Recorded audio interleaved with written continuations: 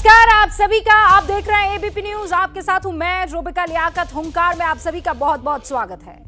तो भाई, बंगाल की लड़ाई में आज सीबीआई की एंट्री हुई और जबरदस्त ढंग से एंट्री हुई है। जिस सीबीआई को ममता बनर्जी ने बंगाल में घुसने तक नहीं दिया था या घुसने देना नहीं चाहती थी, वो आज उनके भतीजे के घर में घुस गई। जिस सीबीआई के लिए बंगाल में ममता बनर्जी ने नो एंट्री का साइन लगा दिया था, आज उसने ममता बनर्जी के लाडले भतीजे की पत्नी से पूछताछ की।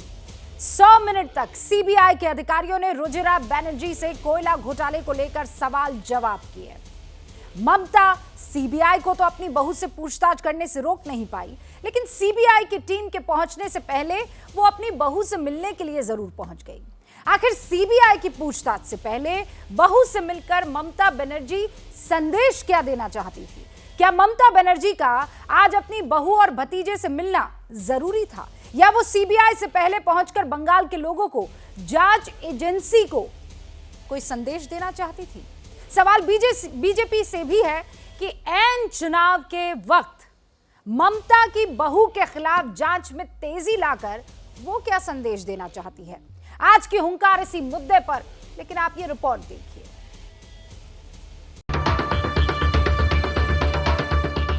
बंगाल की मुख्यमंत्री ममता बनर्जी यहां पहुंच गई है।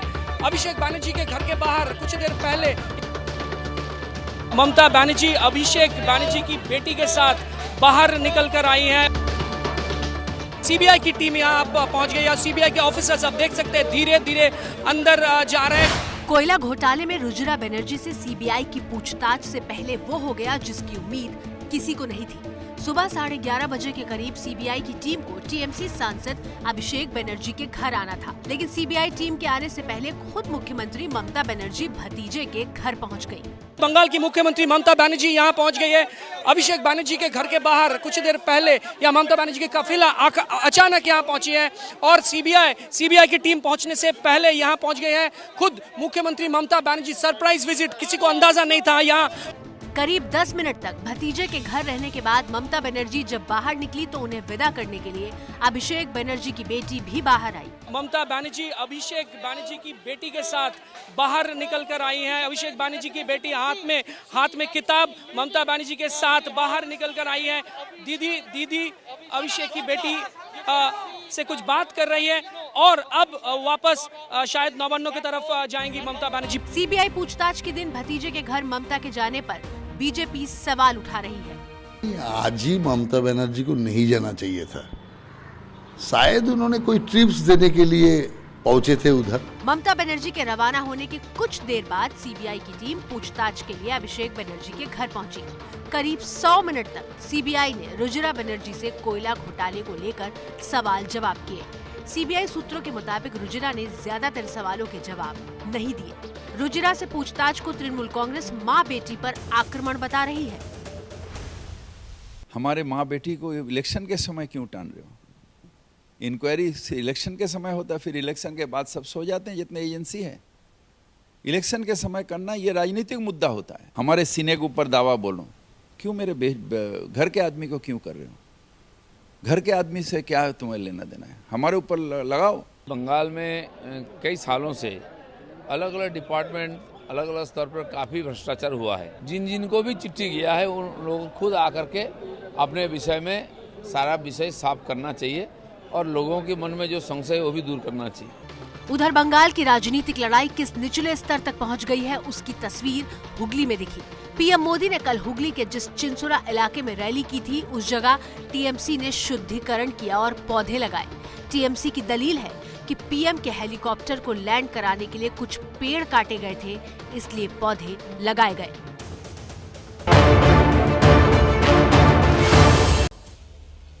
और आज जिन सवालों के जरिए हुंकार भरनी है उनको भी आपके सामने रख देती हूं। पूछताछ के दिन भतीजे के घर पहुंचकर ममता बनर्जी संदेश क्या देना चाहती थी? क्या ममता के जाने से घोटाले की जांच पर असर पड़ सकता है? और क्या ममता भतीजे के घर बुआ बनकर गई थी या मुख्यमंत्री के तौर पर गई थी? सवाल तो यह भी कि भतीजे पर भ्रष्टाचार का आरोप क्या बीजेपी के लिए वरदान साबित होगा? और सवाल ये कि बंगाल में जीत हार का फैसला जनता करेगी या फिर सीबीआई? इन सारे सवालों का जवाब देने के लिए सुधांशु त्रिवेदी साहब हमारे साथ जुड़ चुके हैं, जो कि प्रवक्ता हैं बीजेपी के। अजय कुमार साहब जुड़ चुके हैं, जो कि प्रवक्ता हैं कांग्रेस के। जितेंद्र तिवारी साहब जुड़ चुके हैं, जो कि प्रवक्ता हैं टीएमसी के। अजय आलोक भी हमारे साथ जुड़ चुके हैं, जेडीयू के नेता हैं। और विक्रम सिंह साहब, पूर्व डीजीपी उत्तर प्रदेश के। आप सभी का बहुत बहुत स्वागत है। जितेंद्र तिवारी जी, मैं शुरुआत आपसे करना चाहती हूँ। ममता बनर्जी आज संदेश क्या देने गई थी, पहला, और दूसरा, वो एक मुख्यमंत्री के तौर पर गई थी या बुआ के तौर पर गई थी? देखिए, मैं तो समझता हूँ कि बुआ से भी बाहर वो एक दादी भी है। अभिषेक की जो बेटी है उसकी दादी भी है ममता बनर्जी। ममता बनर्जी बहुत घुल मिल के रहती है वो। सर, अब क्या किया जाए? नारी थाईलैंड में अगर अकाउंट खोले और उस अकाउंट को लेकर कुछ गड़बड़ियों के सिलसिले में जांच करनी पड़ जाए तो ये नारी कार्ड तो ना खेलिए ना एक नारी के आगे, प्लीज। नहीं, तो क्या किया जाए? तो उसके लिए एक दादी अपनी होती है, उसको भी छोड़ दे, उसको स्नेह देना छोड़ दे, उससे प्यार करना छोड़ दे, उसके ऊपर अपने आंचल का जो साया है उससे हटा ले। ये हमारी संस्कृति कहती है क्या? क्योंकि भारतीय जनता पार्टी की सीबीआई पसंद है। तो क्या संस्कृति ये कहती है कि दादी हो या बुआ हो या बहू हो, ये भ्रष्टाचार के अगर आरोपों में हो तो जांच में किसी तरह का कोई योगदान ना करें? देखिए, भ्रष्टाचार के आरोप में मुकुल राय जी को यदि सजा होती, रेड्डी बंधुओं की यदि सजा होती, येदियुरप्पा जी को यदि सजा होती तो ये समझ में आता। जब जहां चुनाव हो उसके पहले ही सीबीआई को अचानक भ्रष्टाचार याद आ जाता है। और जब जो विरोधी पक्ष होता है, सुधांशु त्रिवेदी मेरे साथ अभी जुड़े नहीं हैं, लेकिन अजय आलोक जवाब दीजिए। जैसे ही चुनाव सर पर होते हैं आपको सीबीआई याद आने लगती है। ये सीबीआई कभी कांग्रेस का तोता होती थी, आजकल बीजेपी का तोता हो गई है क्या?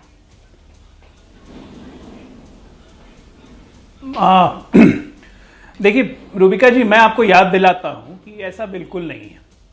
2015 में शायद हम भी मोदी जी के खिलाफ चुनाव लड़ रहे थे महागठबंधन लगा के। कौन सा नीतीश जी पे सीबीआई चढ़ गई? ये तो अपने कर्म होते हैं ना जो सीबीआई को मौका देते हैं चढ़ने के लिए। ये क्यों नहीं बोलते हैं ये लोग?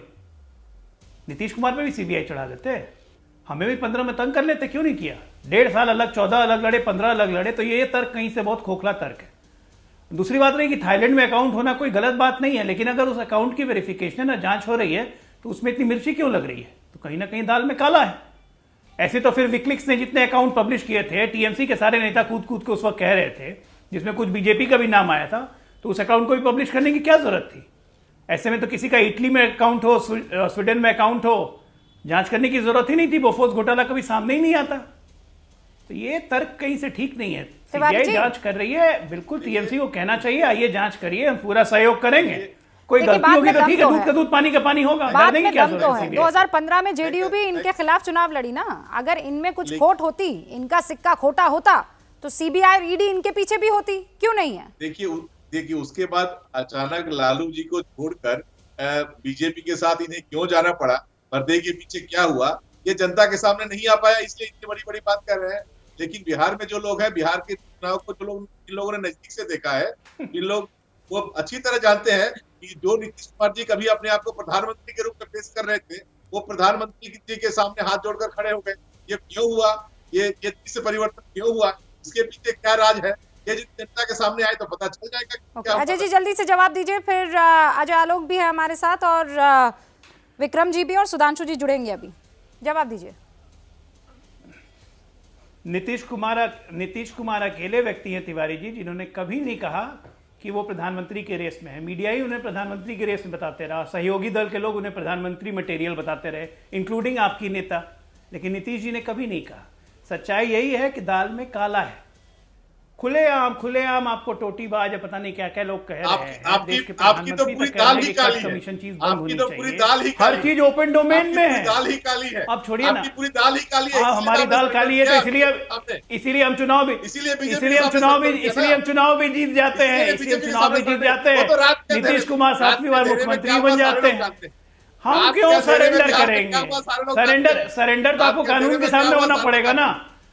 सरेंडर तो आप अंधेरे लोग में को बिहार में कानून क्या के हुआ, सामने सालों होना काम पड़ेगा। दिक्कत तो वहाँ है, कानून नाम की रात के चिड़िया अंधेरे बंगाल में क्या आपने हुआ, छोड़ी आप नहीं। जानते हैं, आप अच्छा, मैं कानून यहाँ नाम की बिहार चिड़िया का बंगाल में मामला आपने डिस्कस छोड़ी करने नहीं नहीं है। आई हूँ। तिवारी जी आप भी अब अच्छे से बताइए। जानते हैं। जितेंद्र जी और अजय जी, एक सेकंड रुक जाइए। सुधांशु तिवारी भी, त्रिवेदी भी अब हमारे साथ जुड़ चुके हैं और अजय कुमार भी हमारे साथ बने हुए हैं। सुधांशु जी, सीधा आरोप आप पर यह है कि भाई आप सीबीआई का इस्तेमाल इसलिए कर रहे हैं क्योंकि बंगाल की जनता पर आपको भरोसा नहीं है, चुनाव सर पर है, इसीलिए सीबीआई काम पर है। अच्छा, जो लोग इस प्रकार के आरोप लगा रहे हैं उनसे पूछिए कि क्या सीबीआई, यदि वो ये माने सीबीआई की किसी की जांच शुरू होने से बंगाल में भरोसा किसी का जम जाता है या घट जाता है? अगर वो ये कह रहे हैं तो वो खुद ही अपने आप को संदेह के घेरे में ला रहे हैं। और दूसरी बात, जिस प्रकार के आरोप आए हैं, इस प्रकार के आरोप पहली बार तो आए नहीं है। 2 साल पहले भी हुआ था कलकत्ता के एयरपोर्ट के ऊपर इस प्रकार की घटना, और उस समय भी जो रोल था कलकत्ता पुलिस का, कस्टम एक्साइज वालों को अपना पूरा काम नहीं करने दिया गया था। तो ये ऐसा नहीं कि वो पहली बार हुआ है। तो ऐसा कहना कि सीबीआई के जांच करने से कोई परिवर्तन होने वाला है, तो मैं सिर्फ ये याद दिलाना चाहता हूं, देखिए आज से केवल 3 साल पहले याद करिए 2G के मामले में सीबीआई से इनको राहत मिल गई थी, सीबीआई कोर्ट से। तब तो वो सत्य की विजय थी। और सीबीआई यदि कोई किसी को केवल पूछताछ के लिए बुला ले तो समस्या है। और ये तो वो राज्य है जहां पर केवल कलकत्ता के पुलिस कमिश्नर को बुलाया गया बात करने के लिए, केवल सीबीआई वाले गए थे तो मुख्यमंत्री जी धरने पे बैठ गई थी ममता जी। ये भारत के इतिहास में कभी नहीं हुआ। फिर उन्होंने प्रस्ताव पारित कर दिया कि हम केंद्र की एजेंसीज को नहीं काम करने देंगे। फिर वो कोर्ट के निर्देश के ऊपर काम करने की स्थिति बन रही है। तो इनका जो आग्रह है, दुराग्रह है, वो सर्वविदित है। और यह आग्रह दुराग्रह सिर्फ केंद्र की एजेंसी के लिए नहीं है, ये तो केंद्र की कल्याणकारी योजनाओं के लिए भी है। इसीलिए किसान सम्मान निधि और आयुष्मान भारत जैसी योजना जो गरीब के इलाज के लिए और किसानों के विकास के लिए थी, उसको भी उन्होंने नहीं लागू। सुधांशु जी, आप ये कह रहे हैं कि तो ये सिर्फ बहाना खोज रहे हैं। पॉलिटिकल प्रेजुडिस है। ठीक है, मैं चाहती हूँ कि जितेंद्र तिवारी इसका जवाब दें। लेकिन उससे पहले जितेंद्र जी रुकिए, उससे पहले अजय कुमार जी भी हमारे साथ जुड़े हुए हैं। अजय जी, यहाँ कौन गड़बड़ दिख रहा है आपको? बीजेपी सीबीआई को इस्तेमाल करते हुए दिख रही है या वाकई भाईपो पर जो भ्रष्टाचार के इतने संगीन आरोप लग रहे हैं उस पर जांच चल रही है? सांच को आज क्या? देखिए रुबिका जी, सबसे बड़ी समस्या क्या है कि सीबीआई की साख जो है काफी हद खत्म हो चुकी है। अगर आप देख लीजिए, वही मुकुल रॉय जी जब टीएमसी में थे तो सबसे भ्रष्ट व्यक्ति थे, बीजेपी में आ गए थे तो ऐसी नदी है जिसमें सब भ्रष्ट लोग जो है साफ सुथरे हो जाते हैं। आप हेमंत बिस्वा शर्मा जी को देख लीजिए, लुइस बर्जरवाला, उसमें तो उन्होंने चुनाव में जो पूरी तरह से भाजपा ने भ्रष्टाचार किया था हेमंत बिस्वा शर्मा के खिलाफ। येदुरप्पा जी के खिलाफ डायरी में था कि किस किस जज और किस किस वकील और किस किस लोग को जो कौन कौन व्यक्ति को उन्होंने पैसा दिया, वो भी जो डुबकी लगा दिए भाजपा में, फिर से जो है फिर से पुनः साफ हो गए।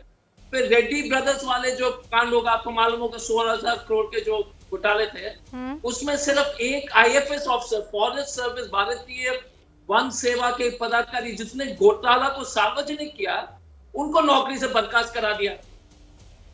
फिर रमेश पोखरियाल जी का तो बात ही छोड़ दीजिए, जैसे ही केंद्र में मंत्री बन गए थे तो उनकी जांच खत्म हो गई। हमारे दोस्त अजय आलोक जी बता रहे थे कि नीतीश जी के ऊपर आरोप है या नहीं है, वो तो साबित करने की आवश्यकता है।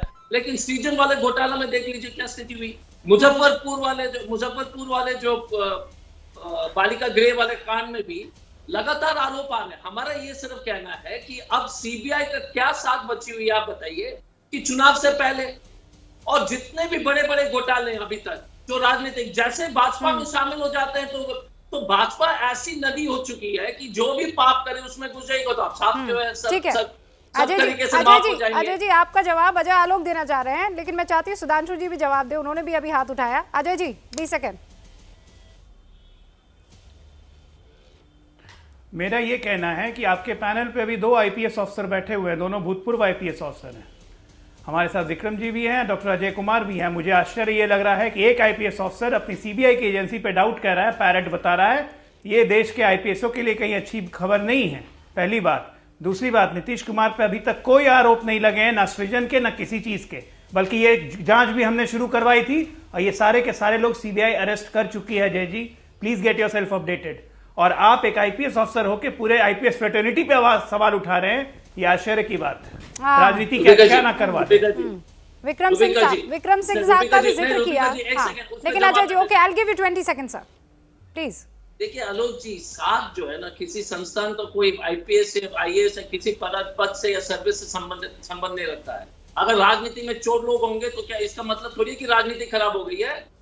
तो आप बोलिएगा कि अगर मान लीजिए कोई भ्रष्ट काम में जो नेता लोग सम्मिलित है तो आप बोलिएगा कि राजनीति गंदी है। तो अगर सीबीआई ने लगातार येदुरप्पा हो, रेड्डी ब्रदर्स हो और सभी लोग को जो है पूरी तरह से छूट दी हुई है, तो आप नहीं पूछेंगे सवाल, या संस्थान से सवाल पूछना भी पाप हो गया इस देश में? ये अच्छी राजनीति है ये अजय जी कि सवाल करना, संस्थानों का सवाल। जज अगर भ्रष्ट हो जाए तो जज के ऊपर आप प्रश्न नहीं उठाएंगे? अगर जो है घोटाला करेंगे, कोई बलात्कार करेगा, आप प्रश्न नहीं उठाओगे? और कोई भ्रष्ट आईएएस और आईपीएस ऑफिसर होगा तो आप प्रश्न नहीं उठाओगे, बोलेगा कि आईपीएस के साथ पर जो है आपने प्रश्न चिन्ह लगा दिया है। नहीं तो अजय जी, आप क्लियर नहीं कर रहे हैं ना। अजय जी, आप ये बात क्लियर नहीं कर रहे हैं कि आपको ये जांच पसंद आ रही है कि नहीं आ रही है। आप बंगाल को भ्रष्टाचार अगर कोई कर रहा था उससे बचाना चाहेंगे कि नहीं बचाना चाहेंगे? हम देखिए रूबिका जी, पहला सवाल ये है कि चुनाव से ठीक पहले ये सब प्रश्न तो उठते हैं। ये समस्या क्या है? इनको जो चुनाव से अभी तो समझ में आ गया था क्या? हमारा सिर्फ ये कहना है कि मध्य प्रदेश हो, बंगाल हो, अनेक इस देश के विपक्षी सभी दल जो है सीबीआई को परमिशन क्यों बंद कर दिया? वही बात कह रहे हैं कि जैसे ही चुनाव आने लगते हैं फौरन ईडी का और सीबीआई का इस्तेमाल शुरू हो जाता है। ओके सुधांशु जी, मैं चाहती हूँ जवाब दे, लेकिन उससे पहले क्योंकि विक्रम जी आपका जिक्र हुआ है, 2 आईपीएस ऑफिसर बैठे हैं। एक ने कहा कि आप सीबीआई का देखिए नाजायज इस्तेमाल कर रहे हैं। विक्रम जी, सच्ची बात बताइएगा, अभी क्या सीबीआई का नाजायज इस्तेमाल हो रहा है? वो भी तब जब सितंबर में कोयला घोटाला उजागर हुआ, उसके बाद एफआईआर दर्ज हुई, नवंबर में सीबीआई ने इस पर काम करना शुरू कर दिया। अब इसमें गलत क्या? आप क्या करें? चुनाव सामने आ गए तो ये करें कि रुक जाओ भाई, चुनाव लड़ लेते हैं, उसके बाद देखेंगे। रूबिका जी, अगर हम चुनाव का इंतजार करें 10 साल 20 साल बीत जाए तब तक पूरी नहीं होने वाली। ना हमारे कानून में ऐसा कोई प्राविधान है कि जब तक चुनाव चल रहे हैं तब तक हम जांच को ठंडे बस्ते में डाल दें या मुलतवी कर दें। ऐसा कोई प्राविधान कानून में नहीं है। चुनाव तो हमारे देश में एक ऐसी चीज होगी, 12 महीने चुनाव चलते हैं, तो क्या 12 महीने तफ्तीश और विवेचना नहीं होगी? विवेचना होगी, अपनी गति से होगी, त्वरित कार्रवाई से होगी। इस पर भी गौर कर लें कि अगर हम 3-3 महीने 4-4 महीने इलेक्शन प्रोसेस में हम विवेचना न करें तो सारा साक्ष्य, सारे गवाह पक्षद्रोही हो जाएंगे, साक्ष्य जो है वो कॉम्प्रोमाइज हो जाएगा। ये जरूरी है। मैं समझता हूं कि सीबीआई को, किसी भी विवेचना एजेंसी को त्वरित कार्रवाई करनी चाहिए और विवेचना में प्रमाद नहीं होना चाहिए। विवेचना त्वरित कार्रवाई करते हुए जो पूछताछ होनी चाहिए फास्ट फॉरवर्ड मोड में होनी चाहिए। चुनाव तो आते हैं, चुनाव जाते हैं। नहीं, लेकिन होनी चाहिए। सुधांशु त्रिवेदी जी, लेकिन बार बार कांग्रेस का ये आरोप है कि चाहे वो ईडी हो, चाहे वो सीबीआई हो, इन इन्वेस्टिगेटिंग एजेंसीज की तरफ से जितनी भी कार्रवाई हुई है उसमें कंक्लूजन 1% से अंदर का रहा है। कंक्लूजन मतलब जो आरोपी थे उनका आरोप सिद्ध हो गया हो, ऐसा 1% से कम लोग हैं।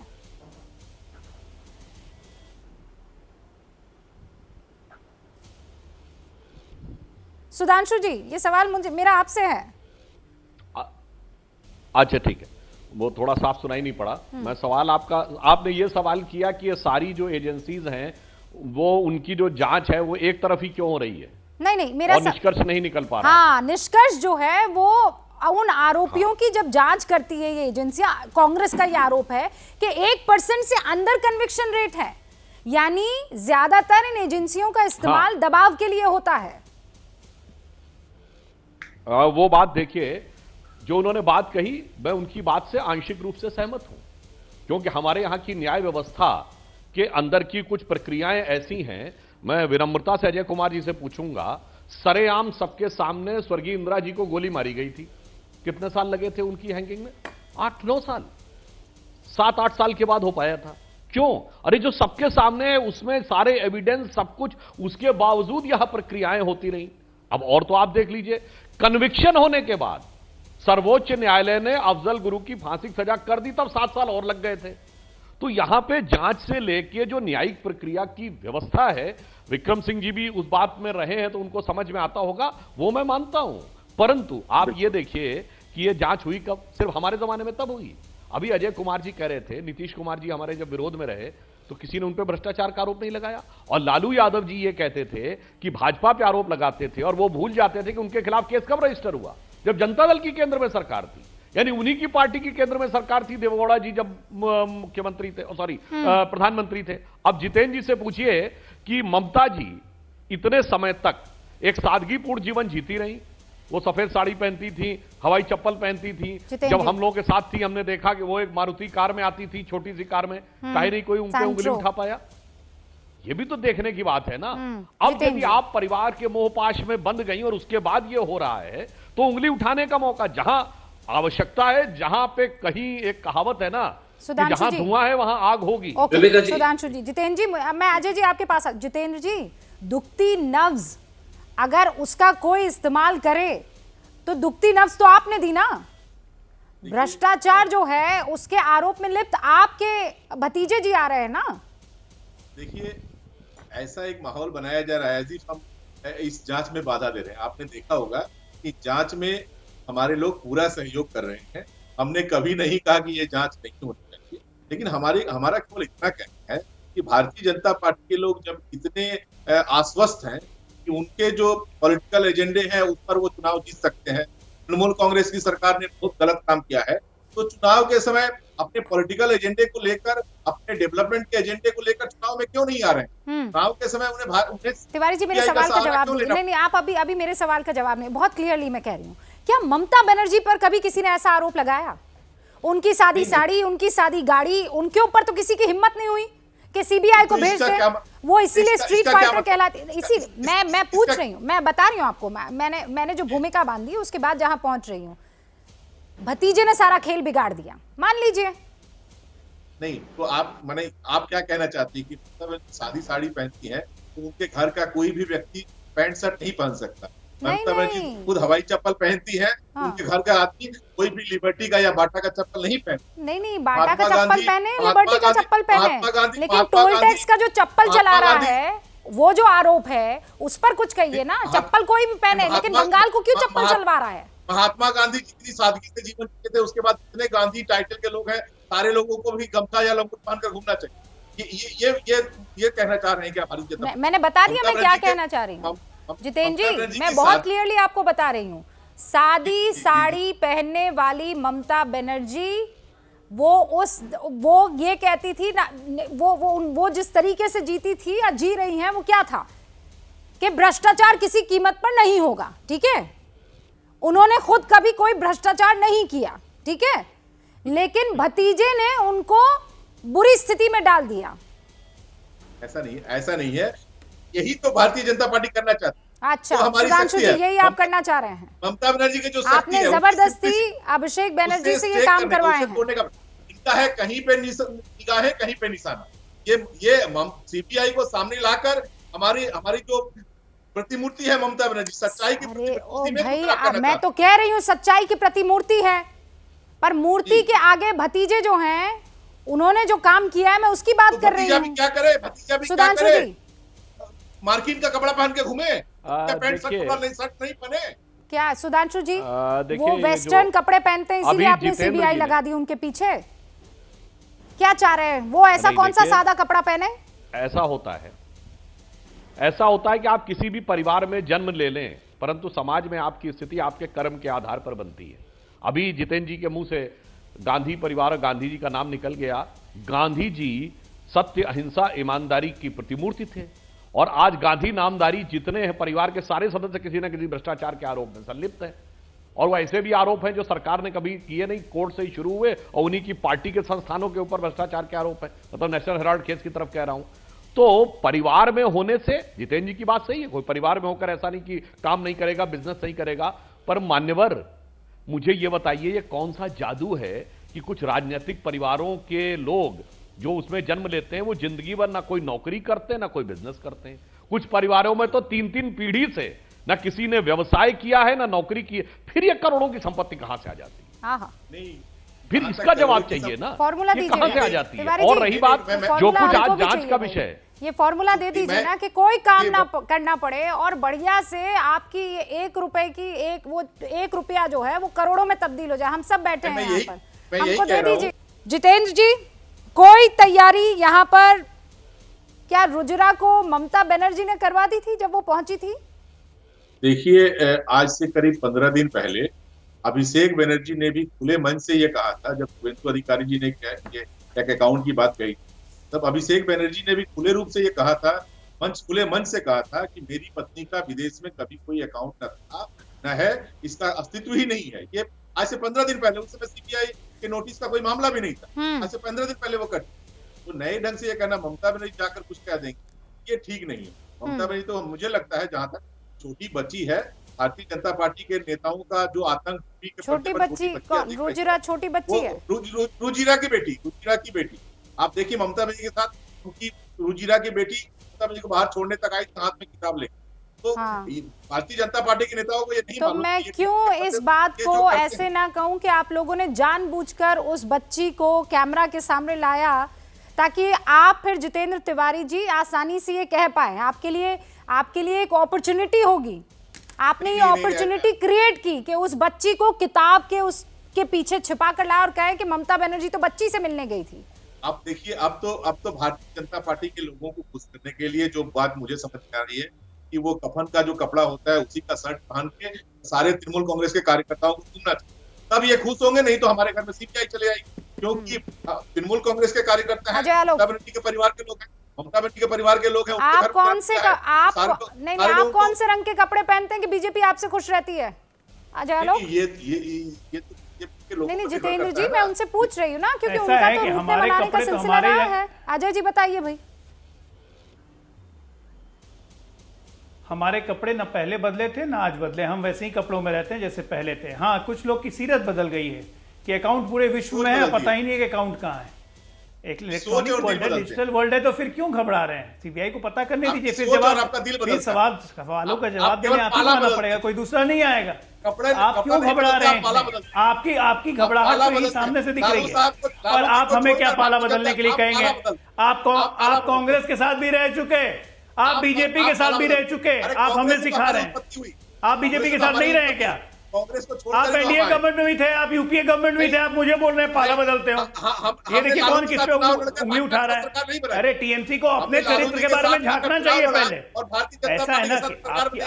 ऐसा है ना कि आपका चरित्र सबको को वाकिफ है। लालू जी के बारे में ममता जी के कैसे कैसे बोल होते थे ये भी सब जानते हैं।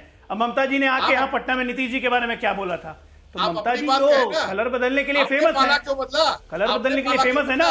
यूपीए सरकार में मंत्री रही, एनडीए सरकार में मंत्री रही। राजनीति से मुझे, आप लोग राजनीति कीजिए तिवारी जी, मुझे राजनीति से दिक्कत नहीं है। मैं कह रही हूँ अगर भ्रष्टाचार के आरोप है और उसकी जांच हो रही है तो उसमें क्या विक्टिम कार्ड खेलना भाई? रोका है जांच को, किसने रोका है? किसी ने नहीं रोका। अरे ये जो आप कह रहे हैं कि इस्तेमाल हो रहे हैं, हम बड़े दुखी हैं, हम बड़े लाचार हैं। देखिए बेटी को सहारा देने के लिए जाना पड़ा था, एक दादी वहां पहुंच गई। हम मुझे तो लगा बुआ पहुंची होंगी, पर अब तो आपने दादी में कन्वर्ट कर दिया उनको। बिल्कुल अजय जी,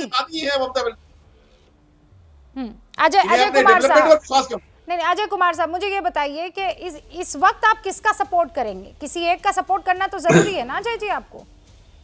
नहीं देखिए रूबिका जी, किसी को सपोर्ट करने की कोई आवश्यकता नहीं है। सपोर्ट और मुझे पूरा विश्वास है कि सुधांशु जी हो या आलोक जी हो या विक्रम जी हो या जितेंद्र जी हो, सभी लोग चाहेंगे कि अगर सीबीआई ईमानदारी से अपने काम करे और सचमुच में भ्रष्ट लोग के पीछे पड़ जाए तो अच्छी बात है, देश के लिए भी अच्छी बात है।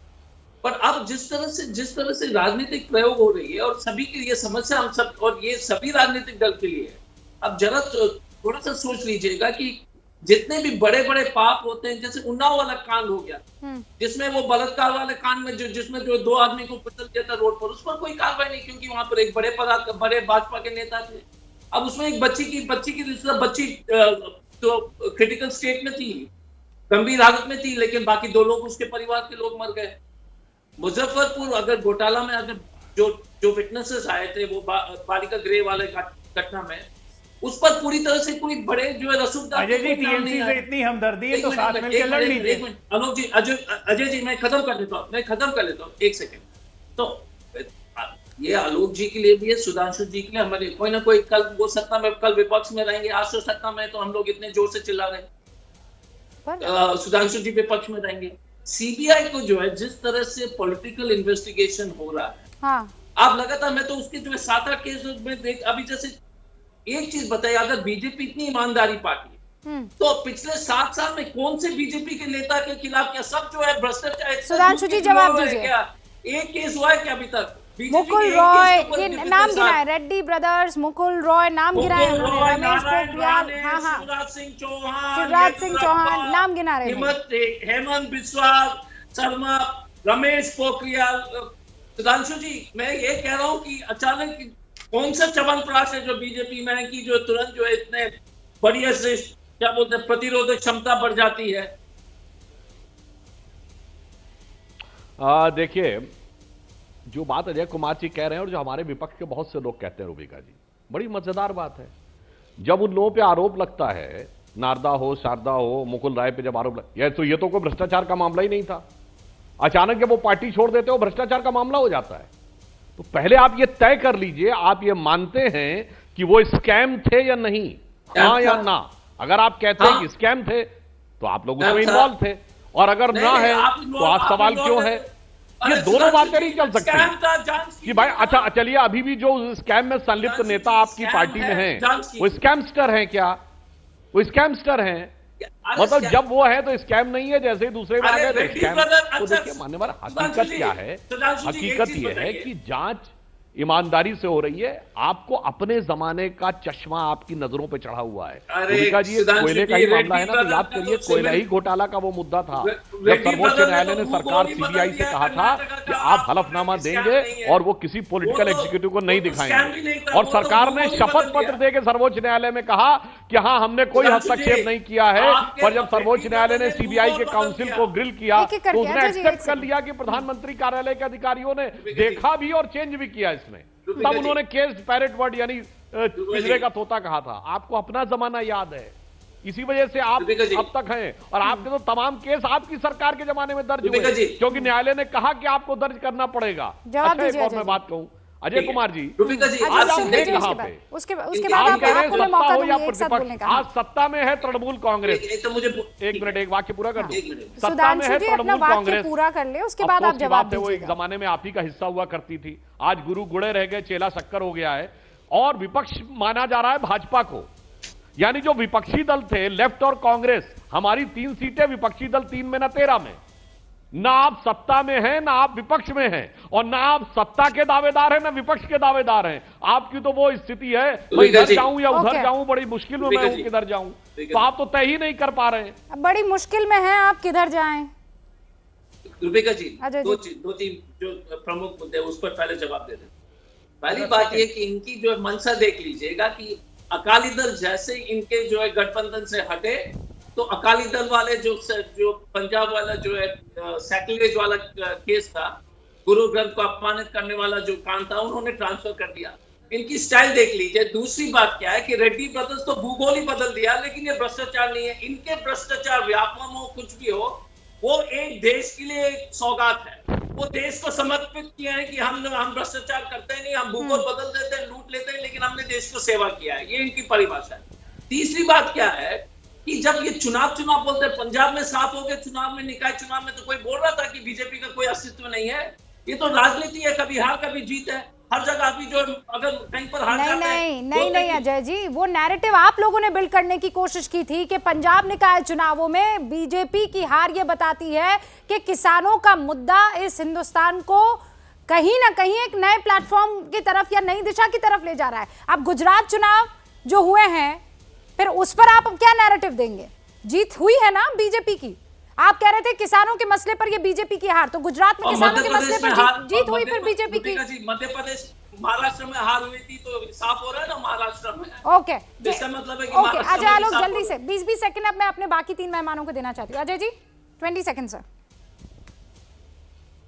मैं डॉक्टर अजय कुमार से सिर्फ एक बात पूछूंगा। ये बार बार कह रहे हैं politicisation of agencies and politicisation of force, BJP करते आई है, ये करते आई है, सीबीआई पैरट। सर आप you were one of the most decorated officer, आप सबसे डायनेमिक ऑफिसर थे लालू रेजिम में, जब बिहार में जंगल राज होता था।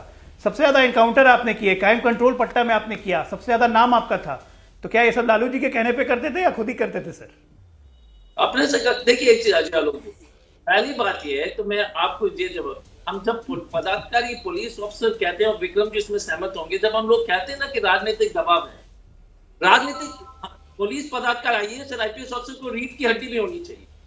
राजनीतिक दबाव नहीं होता है सर, यही बात पे कह रहा हूँ। आप पे कभी राजनीतिक दबाव नहीं हुआ तो सर सर, आप पे कभी राजनीतिक दबाव नहीं हुआ, नहीं तो लालू जी आपको एनकाउंटर नहीं करने देते। नहीं, मैं कह आप स्पाइन की बात करें तो अभी आप ये कह रहे हैं कि सीबीआई के जितनी भी अधिकारी और वो टीम वहां पर मौजूद हैं उनकी स्पाइन नहीं है, वो स्पाइनलेस हैं और इसीलिए वो वहां पर पहुंच गए। I think you should take back your words sir.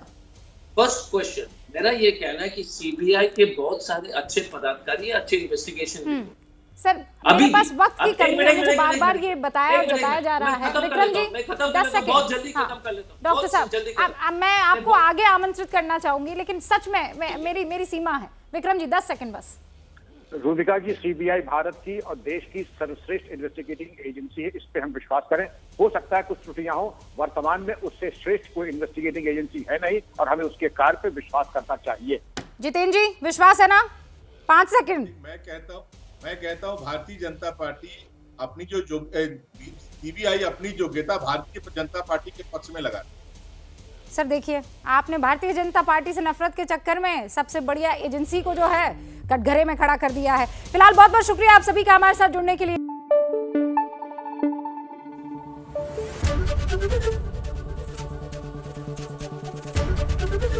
ABP news आपको रखे आगे।